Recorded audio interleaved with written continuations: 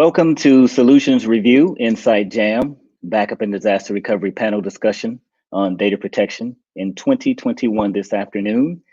I'm your moderator, Demetrius Malbrough, Product Marketing Manager at Puppet, and also founder and host of the Data Protection Gumbo podcast. We have a fantastic and diverse group of panelists lined up for you today from OSNEXUS, Veritas, Quantum, and vXchnge. And first, I'd like to introduce the panel to you, starting with Diana. Diana, go ahead. Thank you. Thank you for having me today. My name is Diana Salazar. I am the Product Marketing Manager at Quantum. I manage the marketing side of things for the backup and archive division. And of course, if you don't know who Quantum is, we help you capture, manage, and store video and video-like data that is unstructured data. So thank you for having me. Awesome. Thank you, Diana. And next up, we have Steve. Hi, Demetrius. Yeah, I'm Steve Umbehocker. I'm the founder and CEO for OSNEXUS Corporation. We are a leading software-defined storage vendor. I got my start in the storage industry a little over 20 years ago. Spent a good amount of time at Veritas and Citrix and Symantec. And today, OSNEXUS, we deliver file, block, and object storage solutions to organizations that are building their own private clouds. Awesome, Steve. And next up, how about Anthony? Hey there. Thank you for having me today. My name is Anthony Cusimano. Let's see. I was a developer. I failed at that at Veritas Technologies. Then I went into sales. I did all right at that. So they moved me into marketing, and now I'm doing pretty good at that. So I'm a marketing evangelist that focuses on our cloud data protection portfolio. I'm really happy to be here today. Thanks for having me. Thank you, Anthony. And last but not least, we have Kalpesh. Hey, Demetrius, thanks for having me. My name is Kalpesh Rana. I'm a solutions architect at vXchnge. vXchnge data centers are throughout the United States. We have about 11 data centers. Their reliability, security, transparency, one of the world's largest and most innovative brands are on our data centers. We provide security services as well, and we do disaster recovery as a solutions and support backup as a service too. Thank you for having me. Awesome. Well, thank you to all of the panelists. I really appreciate you being here today. Let's go ahead and start off with the elephant in the room, and obviously that is the pandemic and COVID-19. So my first question for you, Diana, is how has this year's shift to remote work impacted day-to-day data protection operations? Well, they say that the proof is in the pudding. And if anything else, what organizations and how organizations were able to manage with this pandemic that caught us all by surprise was to learn and understand if they were either successful or they failed with all of their planning for disaster recovery. And I think that was the biggest impact they had is, did my planning work? Because like I said earlier, we were all caught by surprise. Nobody was expecting that sort of disaster. And so I think one of the biggest lessons I think that was learned in this, and the greatest impact it had was, the planning stage. Did my plan work? Did my disaster recovery plan work? Did my backup and archive systems and applications and technology that I invested in, did it, hold on to everything that I had planned for? Did it withheld within the context of the pandemic? And I think that was a huge impact to learn how it withheld. Awesome. Thank you, Diana. Anthony, go ahead and jump in. Totally. To add on to Diana's point, there's that planning phase, and then there's that second phase that I think we ran into and saw a lot when it came to our customers and folks out in the field, is just everyone's working from home now. Everyone's using laptops. They're connecting to cloud infrastructures, on-prem infrastructures. Maybe it's not as secure as things used to be. So there's a lot of vulnerabilities that have just opened up overnight with this sort of accelerated transformation of just sprawling out the work everywhere. And you have your plans, you have your execution of plans, and then there's those unknown realities that you have to solve for just in real time, which is just crazy difficult. Right. Awesome. Kalpesh? Yeah, and also based upon this pandemic, right, and what you have seen is a lot of organizations, remote workers are now being, dispersed throughout the global, right? So cybersecurity is the thing that we need to take a look at from the perspective of 2021 and 2020, right? What we have seen, because people are basically bringing their own devices, their own accesses. So you need to protect those, and how do you protect them, right? So those challenges we are learning day by day, right? Security breaches are happening daily, ransomwares are happening. So those are the things I think we need to take a look at that, from the perspective of, disaster, real disaster. What plannings you have, how do you protect, where do you protect, and how we make it secure going forward in 2021. Awesome. And Stephen, did you want to jump in there, or you're good? Sure. What we saw at the beginning of the year was sort of everybody really hunkering down, and everything. Obviously, everybody started working at home, and access to data centers was a little bit more difficult. Different countries started having policies where people couldn't leave to go and do maintenance and things like that. And so there was just a lot of challenges towards the beginning of the year when the pandemic first hit. And then, as the year progressed, people figured out systems and ways to get things deployed in data centers and all of that, and things started to sort themselves out. And so today, I think there's a new normal and a new process for people being able to get remote access and hands-on access to do system deployments and to expand their environments to be able to do greater amounts of backups and things like that. So I think a lot of it's been kind of worked out through this new normal, but I couldn't agree more than with Diana with regard to that shock that happened at the beginning of the year. You didn't have your DR strategy set up. If you weren't really ready for people to start working at home, I think there was a lot of organizations really struggling to figure that out. Awesome. So what about the individual backup and recovery professionals? So how have they been affected by this year's event, just in particular? You want to go, Diana? Yeah, sure. Well, I think that as usual, I think the story is kind of the same, but they're required to do a lot more with less, right? And on top of that, have to deal with planning for, having to, find ways, creative ways to secure, a lot of these remote workers, because now the data is moving from all over the place, from home to the data center, back and forth, and now they have to figure out ways to make it all secure. And so they have to jump through hoops to figure out a plan that works not only for that, those applications that are out there and laptops that are out there, but also that works for the data center. So I think they've done a great job to manage through this pandemic. I think they've absolutely done a great job, at least here at Quantum, because a lot of organizations were already ready to be flexible and to be able to quickly change in this market environment and be able to send their workers home and not miss a beat.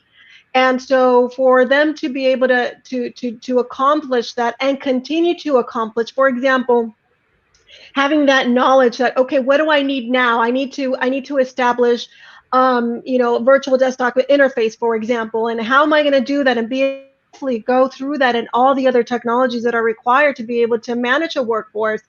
And so I think that this whole pandemic and this whole change that they're having to go through has really enabled them to establish and get creative in ways to not only secure but pretty much make the business run without missing a beat. And so I think that's they've done an incredible job. To add on to Diana's point, I just wanted to say there's also the sort of testament to testing and centralization. I think a lot of folks who either have a little more focus on preparedness and building out a robust runbook test strategy for disaster recovery, having a greater understanding of their entire data landscape when it comes to backup and recovery, those folks fared much better when everything went into lockdown and everyone was working at home on their laptops than the ones that didn't have this kind of plan set up in the first place. And I think those folks will continue to fare well in the future as they, we come out of pandemic. Who knows what's going to happen next digitally? There's always that next thing that's going to catch everyone by surprise. But I think best practice of testing and being prepared and understanding what you have, that's like, it all just goes hand in glove. Absolutely. Kalpesh, go ahead. Yeah, so what I have seen and what I've been working with the clients this year is basically, this was before the pandemic, but when the pandemic hit, I'll just give you an example. One of our largest customers was basically wanted to move data center, do the tech migration, tech refresh, and also security services on top, and have it a backup of the their environment for their applications, disaster recovery plans in place. So what I have done, I work with the customer from A to Z to making sure how the data center moves were going to take place during the pandemic, because you're not going to be having a meeting with the customer on site. So we had to do it globally, working with Zoom, Microsoft Teams, making sure all those things were there. Also making sure that the customer has not seen the data center, right? So data centers, basically, we had to come up with a plan to do a virtual live streaming tours for the customers. So we have to develop for all of our data centers for these kinds of tours. So we want to make sure that we keep our folks secure, in our data centers, and making sure that, they're protected as well. And the customers are protected, right? So they utilized all these things for us with our companies, and none of our teams or none of the customers have seen each other basically on site. And we got everything done for the customers. And this was a billion-dollar company, multi-million-dollar companies.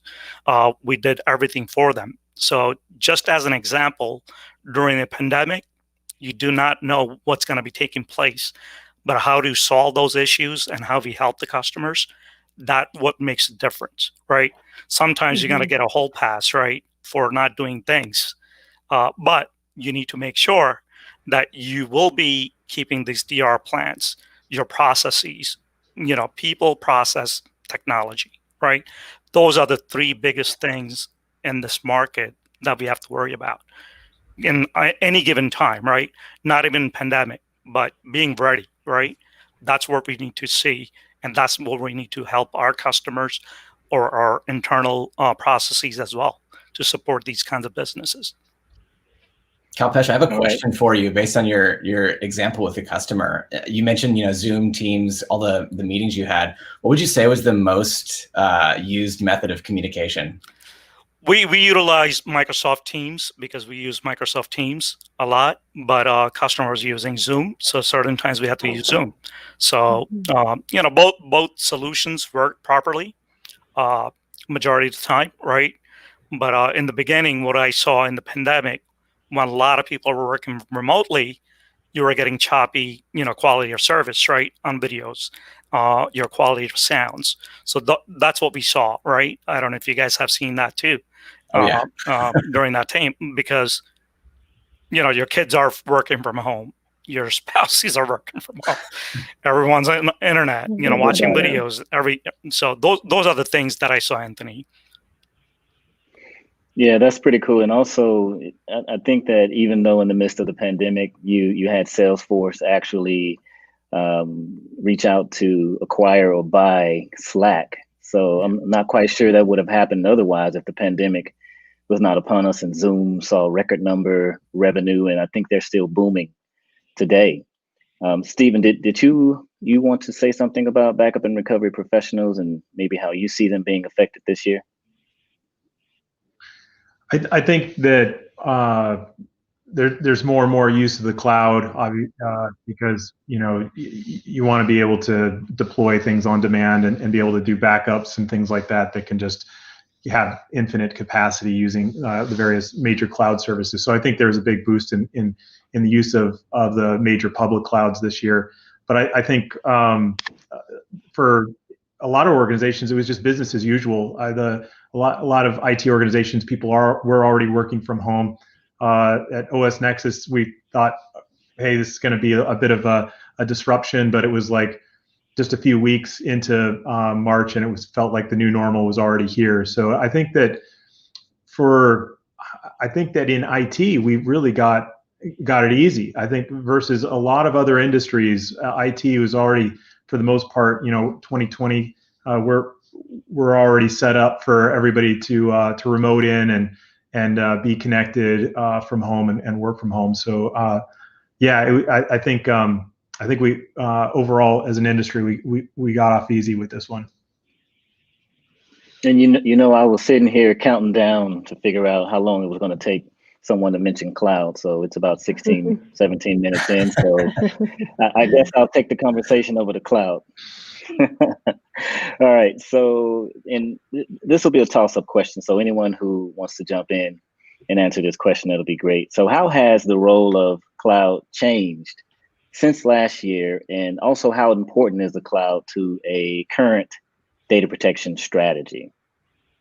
Yeah, I'll jump in. I'll start. I'll just say dependency. Dependency is the name of the game. We ran a survey at the beginning of this year, interviewed 1,500 different cloud architects for our Truth in Cloud report. And it turned out over 50% of the folks surveyed from all across the globe had over 50% of their infrastructure in the cloud already. They were truly hybridized. And I think the majority, was like over 90%, had some cloud footprint in their organizations. So if you're not talking about cloud, you're not talking to a realized modern customer anymore. It's just that important in the space. I think the big challenge is figuring out how to make the cloud copacetic with everything else inside the organization that already exists. You can't just throw out everything that's you've built up your entire industry around. You have to weave that in together. And that's where some of the risk and a lot of the reward can come in.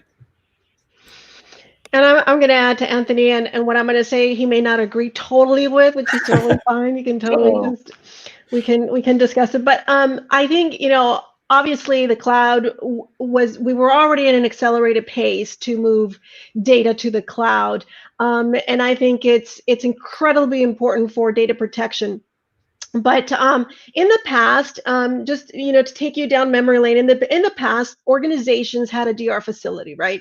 And now with the cloud, that becomes their DR facility. And I think with the pandemic and what it's done this year, I think it became a very important tool to ensure that business continuity. We mentioned earlier how a lot of these cloud applications were being run from the cloud, and in order to sustain that business, it needed to absolutely happen that way. But I think one of the things that we've learned is that, and this is the part where I think Anthony might disagree, is that the strategy for an all cloud everything is, I think there's some thought around that. I think that people are learning that cloud may not necessarily be for everything, and more so because people are learning, they're becoming more intelligent about their data. What, where, how, and how long do I have to keep it? What's those questions are being asked, and I think that's the part where we're kind of thinking, well, is really the cloud for this part of my data to protect it in the cloud versus on-prem, and that sort of questions. Those are the questions that are coming up now more than ever. Given the pandemic and given the use of the cloud, I think it's a very, very important tool to have. But the question comes up about, more often than not, is the cloud for everything? I want to add to Diana real quick, and then I'll let someone else take it. But I don't even disagree with your assertion. In fact, I think in this year we've seen at least I've seen a steady uptick in the adoption of containers. And when we start asking questions about like why the sudden interest, it's I want portability. I need to be able to move out of the cloud if I need it. And it's just with that new technology and how easily it is to move and migrate like small little bits of applications around now, I think you're totally right. Like, you know, who knows where we'll be 5 years from now with those cloud stats numbers. They're all subject to change. Right. All right. And Kalpesh, I know you wanted to jump in too, right? Yeah, definitely. Yeah, so same thing like, you know, Diana was saying, right? Not everything will go in the cloud. That is going to be depending on the applications of the customer's business, right? Business requirements. So what has been happening is within the industry is, you know, certain customers are looking for their applications to be in-house or on-premises or co-locations. And also certain things they're doing is hybrid, right? Within the cloud as well. So what I've been seeing, majority of the customers are looking at certification, integrity for their applications, security of the data, right? Basically, they could choose any cloud provider out there, right? The customers, but what are they going to be protecting? How are they going to be protecting?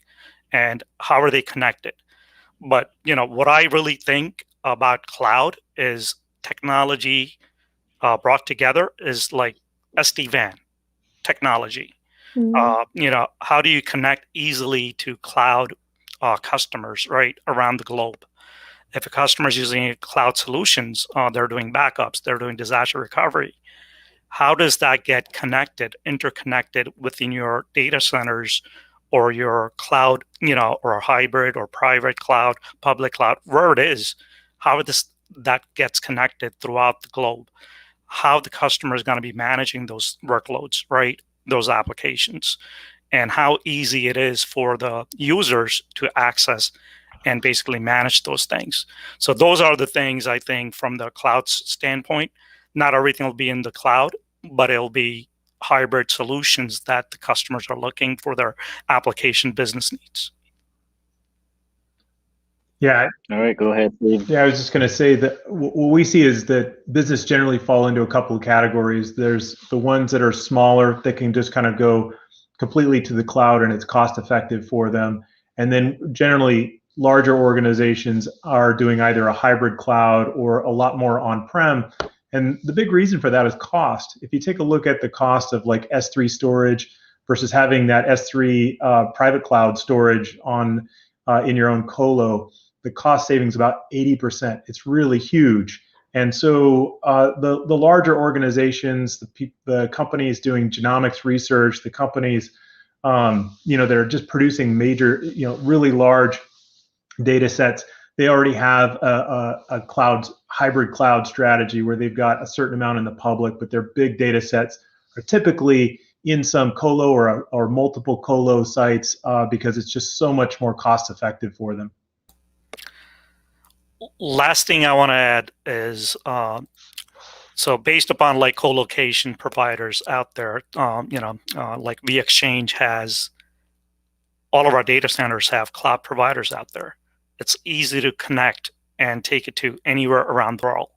So it's, you know, connectivity, and the provider should have a capability on providing the connectivity throughout the world. And one other thing I wanted to add, just to add a little bit more to this, is as we consider the cloud and the use of the cloud and how it's impacting us, you know, it's important to consider also that as data continues to grow, we need to find ways to archive or move that data off to a platform or to some, you know, a storage that is a storage tier that is less expensive, as somebody mentioned here. And when we look at the anatomy of what an archive looks like, you know, you have to consider cost. As Stephen mentioned, cost is going to be super important. And as we continue to see data explode, that's going to become a big question for organizations. Is the cloud for me? Is a hybrid or a public cloud, a hybrid cloud, or an on-prem private cloud going to be for me? So I think it was important to bring it up as well. Yeah, I appreciate that, Diana. And cost is definitely key, you know, savings and cutting costs and just, you know, making sure that you're able to do more with less. And I know we're tired of hearing that term, but you can't go into 2021 without talking a little bit about security. So I guess the number one thing that comes to mind, and every day we see some type of event that happens around, cyber attacks and security from that perspective. But one thing that I'm curious about is if any of you have any interesting ransomware stories or anything around, what are you seeing from a data protection, storage, backup and recovery perspective around the ability to protect ransomware? And is that something that you think is going to continue to increase in 2021? Well, I'll jump right in. All right. So I think about this every single day. I think that there's ransomware is going to continue to increase, and unfortunately, we've gotten ourselves in a pickle basically because we are continually paying the ransom. Organizations are continuing to paying that ransom, and that's creating a market for these criminals. And what's happening is they have, now we're up until what, the $1 billion mark I read somewhere. It's the demands are getting exaggerated. I think one of the last reports I read, they were asking for about 20 million from a software company out of Germany. That was one of the latest big ones that I read. But it's incredible. So this market that is being created, criminals are being emboldened, and they're going to continue to invest in finding ways to penetrate networks. And there's a lot of organizations, there's a lot of everyone pretty much in the market is trying to come up with tools and techniques to help the customer protect their data. And I think something that's very important is that clients, consumers, and customers, organizations, whatever, they need to start thinking about ransomware as not a one solution type of thing. It comes in layers. Protection against ransomware needs to come in layers. You need to close the front door, you need to close the back door, and you also need to layer in those protection mechanisms to lock your content or your data, and then to physically protect it from being accessed, whether it's on an offline air-gapped or whether it's with a software solution. So there's various different ways, and I think layers are going to be something very important to consider as we look at what ransomware and where it's going, and kind of like future-proof a little bit with as far as security is concerned. Yeah. I was just going to say the request for things like object locking for companies doing backups to S3-based storage on-prem, that's just everywhere now. And so that's a must-have feature for any storage company, is to be able to turn on data governance features so that you can go into compliance mode and make it so that when you back up your data that it can't be modified afterwards. But one of the simplest things that you can do as an organization is almost every storage system out there, every NAS system has a snapshot feature. So if you're not taking snapshots, it's just the easiest thing to do to set up a snapshot policy. Do that and make sure that you've got the ability to roll back not just a week, but if you can have it go back a quarter or 2 quarters, because these ransomware attacks, sometimes they're time delayed and they will go and activate the attack after the data has been infected for some amount of time. So like Diana's saying, you want to have those layers, you want to have that, the stuff on tape, but the really easy things are just make those snapshots. If your object storage archive has some data governance features where you can block modifications of the data, do that as well. And Anthony, I'll let you go in just a minute, but I had to comment on Diana's comment about, lock the front door, close the back door. That's a tweet. Okay, so if anyone's on Twitter right now, go ahead and tweet that out so we'll know that you've been paying attention. All right, Anthony, go ahead, and then Kalpesh, you can jump in as well. Well, it's funny because, earlier on the call, we said everyone's looking to do more with less. But in terms of ransomware, I think the only option is to do more with more. Steve, you made a great point about taking snapshots. I think you have to consider every option, whether it's tape, S3 object locking, having an immutable backup storage device. Every single step is one more step in that sort of resiliency chain that you're building out. Because as we've found, we've had some major ransomware issues we helped recover customers with this year that even reached the hundreds of millions of dollars in the ransom they were asked to pay. It's not a matter of if, but when. Unfortunately, like no matter how good your security is, no matter how tight you think you've made it, they know you have money, and the bigger the fish you are, the more of a target you are. So you have to be able to, we say, protect, detect, and recover. And that's just like the mentality we try to get our customers into, is you want to have a fully solidified protection plan. So when you detect that threat, you're able to recover without having to pay that ransom. But I think it's a little bit, it's paranoid, but it's also healthy to keep that mindset that it might already be in there. It could be happening to you right now. All right, Kalpesh. Yeah, so yeah, you guys are correct, definitely. And Diana, yeah, I was gonna say also, front end, back end, right? You got to protect it with how you secure it, how do you architect it, right? IDS, IPSs, what are the encryptions that the people are using, right? Those kinds of things, people are taking a look at it. But what I have read, like in past 2 years, about 40% of IT professional did express concern in 2018. 53% citing at the top security concern for this year, right? That's really high. I don't know if you guys heard it on over this weekend. Our treasury got hacked by, I think, Russia, right?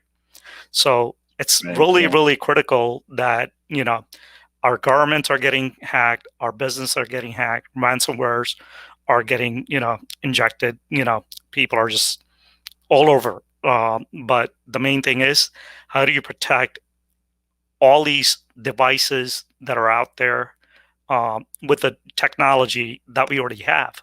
It's a simple thing like Stephen, you mentioned, right? Just backing it up, archiving, snapshot, take it to somewhere else.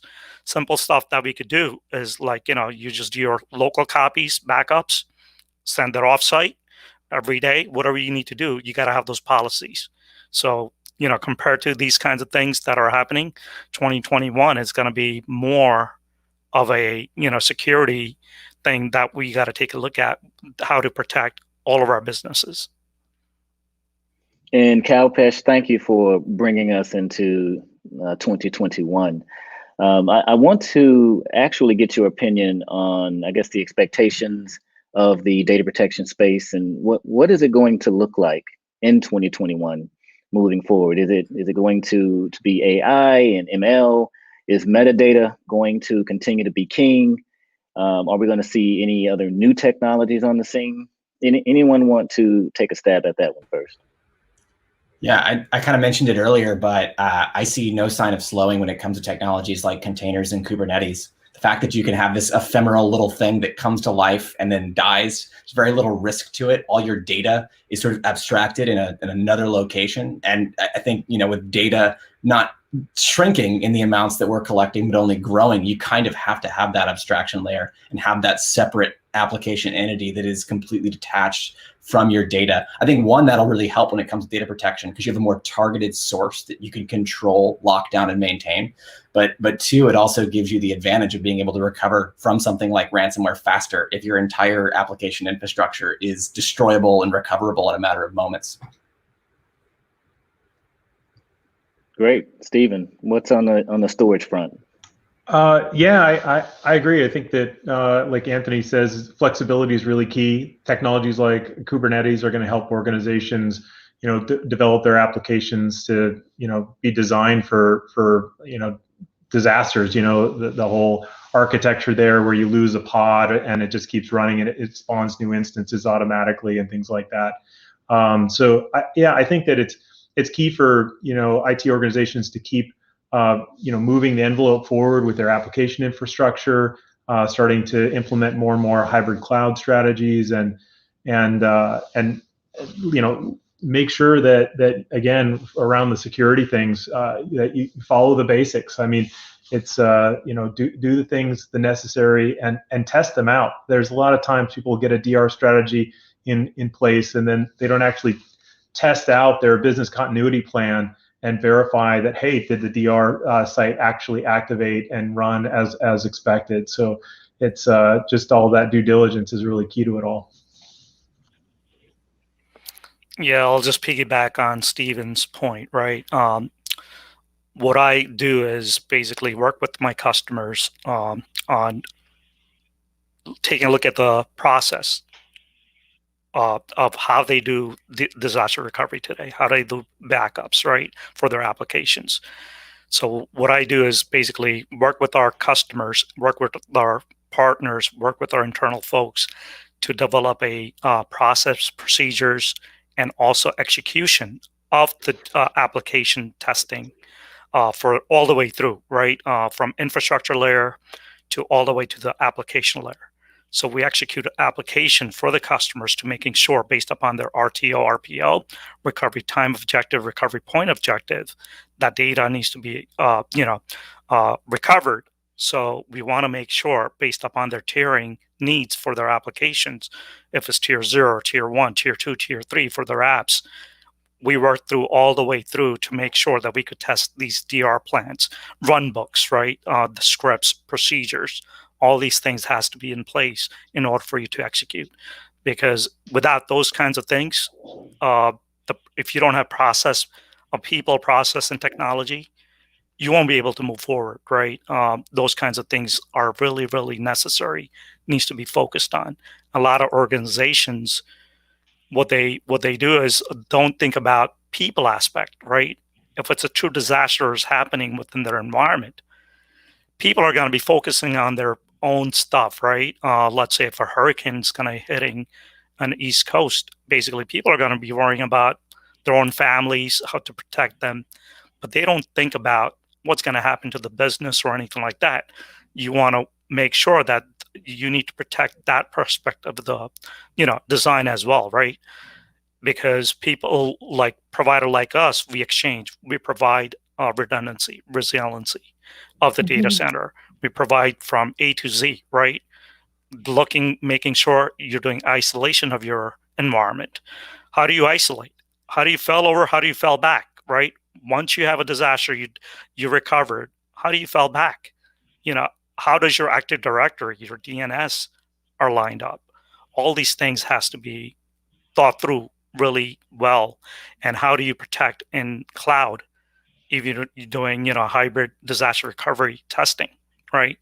So customers are looking the ways to support these kinds of things, but you have to take a look at from A to Z, what needs to be done, all these things that is necessary to protect and basically keep the business, protect the brand. That's the number one thing in this market.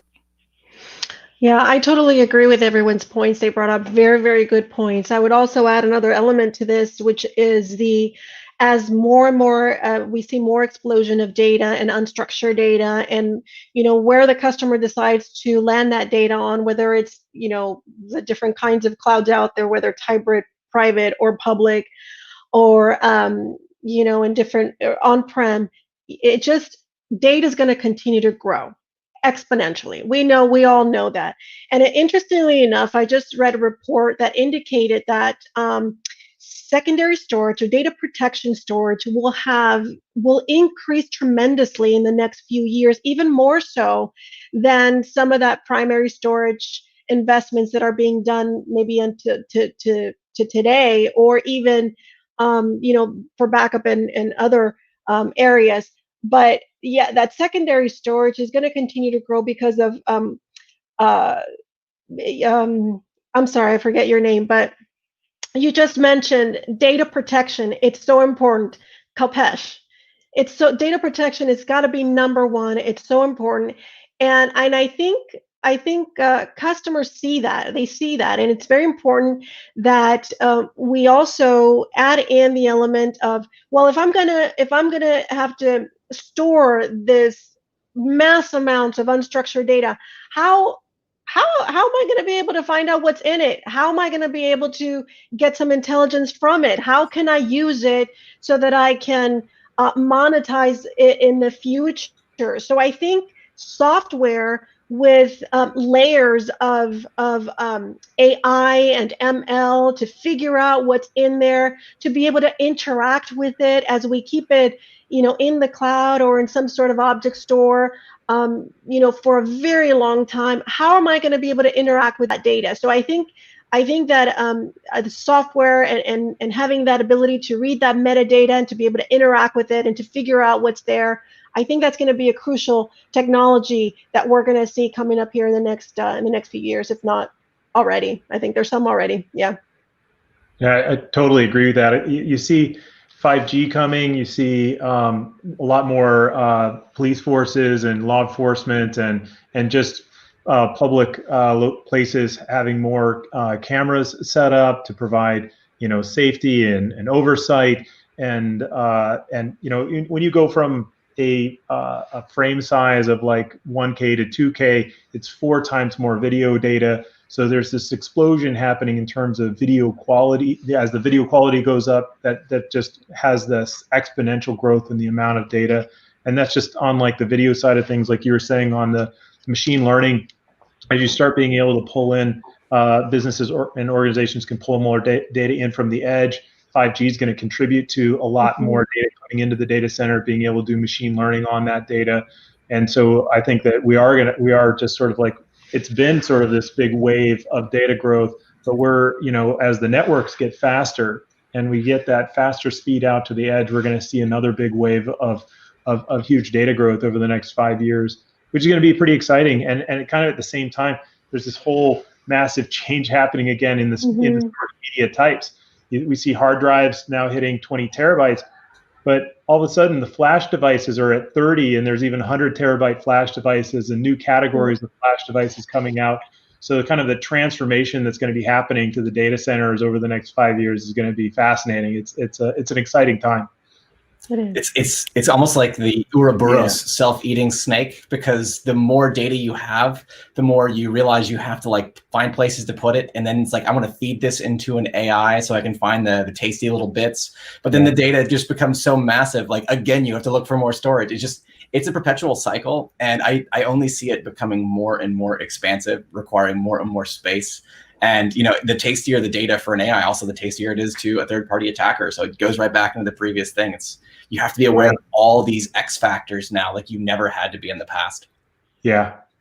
And also, Anthony, that's another tweet as well. I like that comment as well. Let's kind of shift down to the individual now. So just speaking primarily to backup and recovery and storage data protection professionals, those primarily that are out of work right now.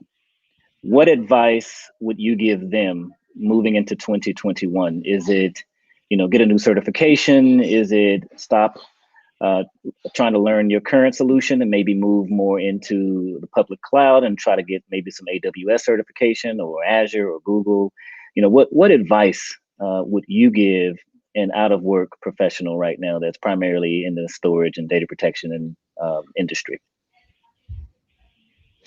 Well, I'll jump right in. I think certifications are important. I think security is a big one, even though they may not be in the market for a security job, but I think security now becomes everybody's job.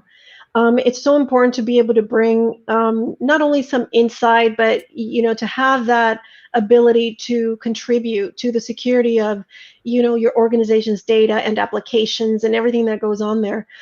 Very important also, I think, cloud, having learning about cloud technology or having that certification around cloud technology is super important. So in general, I think certifications in particular in the applications, whether you manage unstructured data, whether you manage structured data, whether it's databases that you're focused on, whatever it is, I think you need to keep up with those certifications. And I also think that just being flexible and open to learning new technologies, that's also important, because this change, a lot of people don't like change, and change becomes something that could be seen as an opportunity. I think the opportunity to learn about these other applications and this new applications that are coming forth, AI and ML, all those pieces are going to be an important part of the puzzle going forward. I couldn't agree more with what you just said, Diana. I think it's like 100% on point. And the only thing I would add is, you look 15 years ago in our industry, and that was the age of the specialist. I think zooming out to today, it is the age of the generalist. I'm in marketing and I'm still playing in AWS like at least once a week because I have to keep up with the technology. You don't have the opportunity to not be looking at everything that's on the table anymore. I think being super open-minded, open to change, just like you said, Diana, and being willing to learn those new technologies or at least be aware of them. So when you're thinking about situations like backup and recovery, you're not just considering the hard disks, the solid state drives, you're thinking about everywhere data could be inside that organization that you're looking to work at. Yeah, and something to add, sorry, and something to add to that is, it's incredible today. Well, maybe not so much, but, universities now that, and I'm thinking about several different things, sorry. So as we look forward to the security aspect of this and how air gap is going to be part of the equation for many organizations, there are companies out there and IT professionals that have no clue how to store data and air gap it in a tape device because it's such old technology. And so that could be something of value that you could bring to an organization if you look into that. Because air gap is going to be a technology of the future. It's been there a long time, and ransomware just gave it a new life. And so just adding that extra bit is always a good thing. I was going to, add along the lines of building out more and more skills. One of the things I've been seeing in IT organizations over the last 5 to 10 years is that all the people that are in operations are becoming developers. They need to automate and script things. They know how to, most at a minimum, know how to write bash scripts and things, but a lot more are Python proficient. And they're using Python as a way to automate their organization and things like that. So if you need to, I'd say for those people that are out of work and backup and recovery type roles, I would say put that developer hat on and really build up some more skill sets in areas where you can start automating things within the organization. That's how all these organizations are able to keep their IT headcount fairly flat as this data deluge is hitting is automation. And so they need folks that are not only really proficient in all these various technologies and have certifications, but also that know how to go automate their way out of a repetitive task. So really keep learning, and I'd say if you aren't really proficient with a scripting language, become proficient with one. And if you're looking, start with Bash or something really easy, and move up to Python. Those kinds of skills are in heavy demand. Just want to give a big thumbs up to Steve. Python is invaluable as far as skills go. I couldn't recommend it anymore. Yeah, so as far as taking the conversation to automation, I'm not sure if you guys want to go there or not, but definitely having an open API and allowing and maybe having a community that can also kind of go in and test out, some of your solutions. Open source is also something that's on the rise as well, that could probably maybe continue on that trajectory in 2021 as well. I guess moving into maybe not the final question, but what key capabilities should buyers look out for when choosing a backup and disaster recovery solution? And Kalpesh, what about you? Yeah, so based upon what the customer is going to be looking at for the key buyers is you have to take a look at resiliency, right? What is out there, because data centers, right? Cloud, what is your platform that you have today, right? How are you going to be doing your recoveries, what you have? So people, process, technology, I'll go back to, right? At the end of the day, getting it done, people are the one who's going to be doing it, right? All these things. You will have hiccups in your environments, but what process you have, what critical things that needs to be recovered based upon the RTO, RPO, based upon your business needs, those kinds of things that are people will be looking at. It'll morph down to basically test your run books, making sure your process, procedures, technology that you have. And you got to take a look at from the perspective of assess the risk of data and operations, right? Develop a disaster recovery plan, identify offset backups, right? Locations where you could have it at your primary, what's your on the DR site, plan to resume operations for failover, failback when the things are occurring, right? And the Murphy's Law, if something happens, what do you do? How do you get back? So those kinds of things that you want to take a look at. Assign roles and responsibility for people who could execute. You got to have technologists, right? Not everyone's got to be knowing everything, but they got to know how to connect and put it together, right? Making sure the test plans are up to date. Change management has to happen. Recovery lifecycle management needs to be happening, right? People forget, you have tested your plan a year ago, but you have a technology change and your change board has not notified different groups, silo groups, because people work in silos that I've seen, like storage, database groups, right? Infrastructure, whoever it is, right? You got to work together, right? To commingle them together to basically write up those gaps, process, procedures. Those are the key things that I look at, for the buyers, right? Recognizing the difference between the backup disaster recovery, understanding the key concept of critical for developing effective strategies that you have.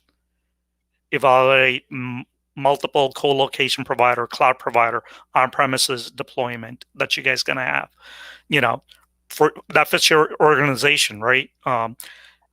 Identify the best technologies and archiving your backup and disaster recovery goals.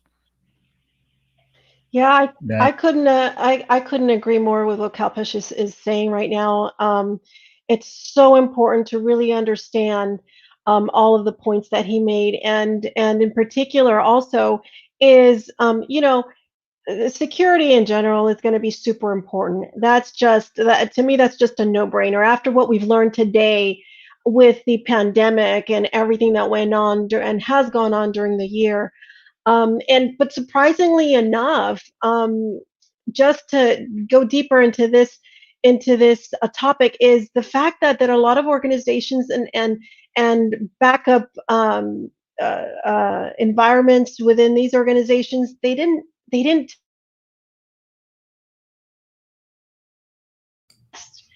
test their ability, because at the end of the day, I believe what needs to be more important is that your data is predictably recovered versus where you're going to store it.